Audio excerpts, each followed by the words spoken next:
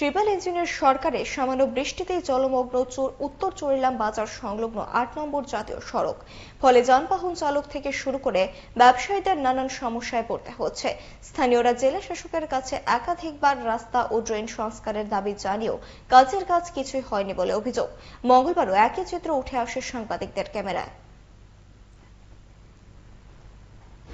দীর্ঘ 12 মাসের সমস্যা ইদারিং আপনার মানে প্রত্যেক সিজনে বৃষ্টি হলে এটা জল জমে আমাদের ভীষণ সমস্যা হয়। গাড়ি অনেক সময় দেখা গেছে গাড়ির ইয়ার সাথে এই যাওয়ার সাথে সড়কে জল বাড়ির দিকে যায়, ভীষণ সমস্যা হয় এবং গাড়ি চলার সমস্যা আমাদের ভীষণ সমস্যা হয়।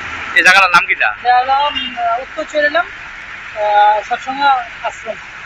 বৃষ্টি হলে আমার কোনো অসুবিধা, তারপরে গাড়ি যায় দোকানের মধ্যে যে তোমার ট্রেনের চল সবাই উঠে দোকানের ভিতরে বেড়ায় আর কাস্টমার আইতে পারে না।